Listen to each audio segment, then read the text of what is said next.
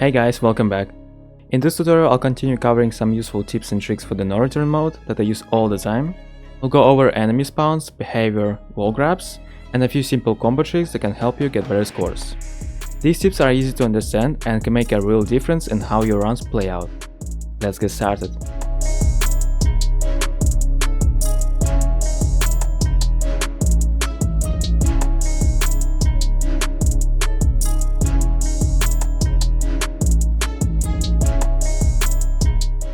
It's crucial to avoid standing too close to walls, tables or other objects during combat.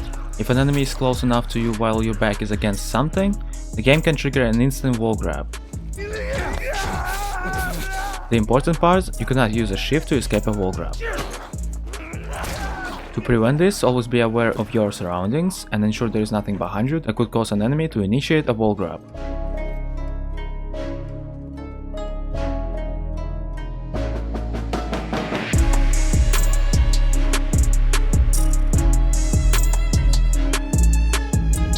Mastering enemy behavior is key to survival in no return. An important rule is to never aim directly at an enemy who is already aiming at you. The AI is programmed to react to this with an instant, often critical shot that deals almost half of your health and stuns you. Instead, break their line of sight. Wait for them to start running, take cover, or lose track of your position. This forces them into a less aggressive and more predictable state, giving you a safe window to fire.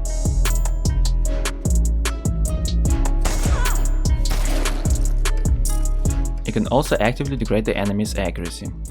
If you keep enemies out of your sight, their aim becomes significantly worse. By not looking at them, you essentially de-aggregate their aimbot-like precision, causing them miss more shots, which you can use to your advantage.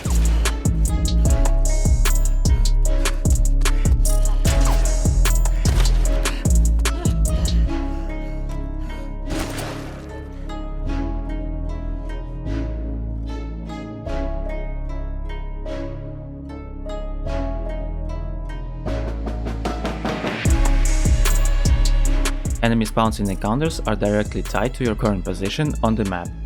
You can use this to manipulate where the enemies will spawn in. This is especially useful for capture and assault encounters. I'll show you two examples of that. On the TV station assault encounter, staying on the first floor causes enemies to spawn on the second floor.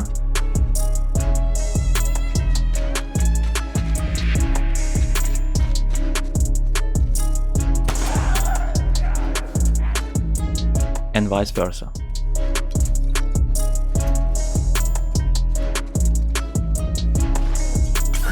This allows you to set up your own strats and minimize random situations. On the hardware store encounter, by standing in this specific spot, you can force the game to spawn all enemies in a single group by the exit door. You can place a trap mine there before they spawn, instantly wiping out the entire wave of enemies. However, not all enemies will die to a single trap mine. When multiple infected spawn, one of them will almost always survive the explosion, becoming a crawler. That's why I recommend placing 2 trap mines instead of 1 when you're against infected, especially on hunted encounters to ensure you get a multi-kill bonus and to avoid crawlers. This also applies to heavier enemies like brutes and shamblers, who also require 2 trap mines to die.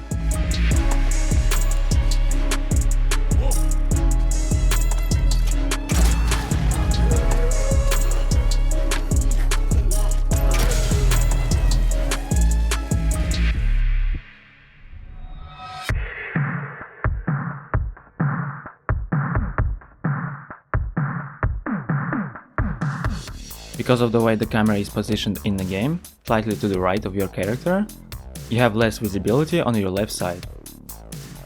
This makes checking left corners especially dangerous. A safe way to handle this is by using throwables. With bottles, stun bombs, Molotovs for example, you can shoulder swap while aiming to check your left side without exposing yourself. The important part is that this is safe. Enemies won't see you while you're doing this as long as you stay behind cover, since the throwing stance doesn't break stealth the same way aiming a weapon does. If you try to check a corner using a gun, you'll get spotted immediately. So whenever you need to check a corner on the left side, use a throwable. It's a simple trick that can save you run.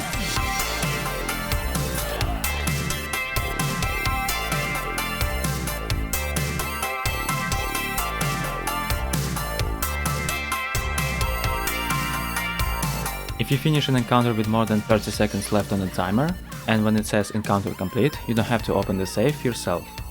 It will open automatically after the black screen once the encounter ends.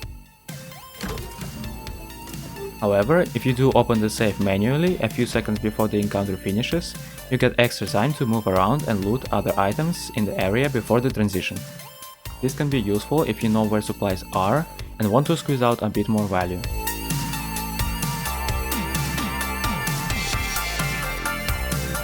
If you finish the encounter with less than 30 seconds left, the safe will not open on its own. In that case, you must open it manually, and the timer will keep counting down until you do.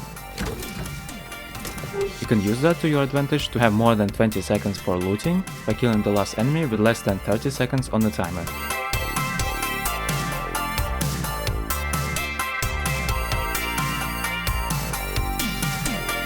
Another small but useful detail: once you open the safe, you can grab everything inside at once by holding the pickup button instead of collecting each item separately. Lastly, you can open the safe while enemies are still alive as long as you're not alerted. This lets you finish the encounter without worrying about the timer. Just make sure you get the loot from the safe. And there's actually a bug on the Overlook map, where enemies spawn on the bottom floor but the safe spawns on the top floor. So you can open the safe right away and take your time to kill all the enemies without the timer.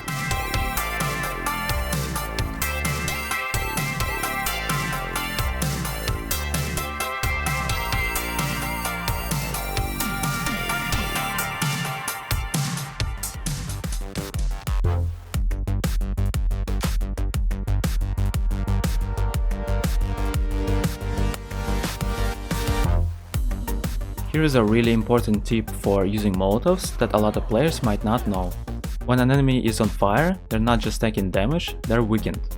If you stun them using a bottle stun bomb or smoke, the damage they take suddenly gets way stronger. This is very useful for two reasons. First, it lets you clean up groups of enemies without being alerted. Let's say you throw a Molotov and it hits multiple enemies, one or none of them dies, and they just catch on fire. If you then stun those burning enemies, the fire damage will be increased, killing them over time. And sometimes you'll get the multi-kill bonus even if they don't die at the exact same moment. Second, it lets you kill tougher enemies like rattlers with just one Molotov. Normally, a single Molotov won't be enough to kill rattlers with body armor, even on a direct hit. But if you stun them while they're on fire, they will die. Most burning enemies also become one-hit kill from gunshots or melee hits.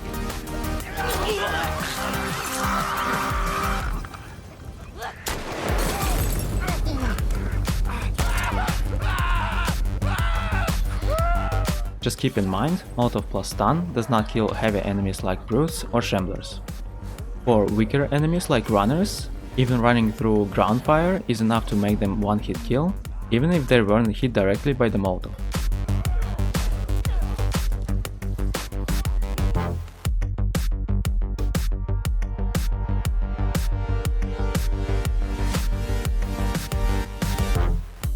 Watching experienced players can be incredibly valuable in learning the game and picking up new strategies. By observing how they approach different situations and make play decisions, you can gain insight into the game's mechanics and develop your own skills.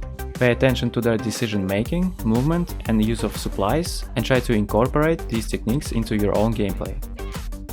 It's also useful to notice their mistakes and how they recover from them. Some creators also provide analysis or commentary alongside their gameplay, which can give you even deeper insight into why certain strategies work. Okay, I can show you a strat with shamblers.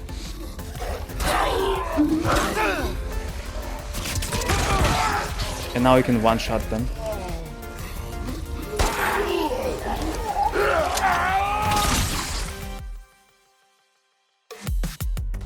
And that's it for this video. If you want more tips and tricks like this, I've got a tutorial playlist for The Last of Us Part 2 Remastered linked in the description. Most of it is focused on no return, but a lot of it applies to the main game as well. I'll be adding more videos to it over time. If this video helped you out, feel free to like the video or subscribe for future guides. Thanks for watching, and I'll see you in the next one.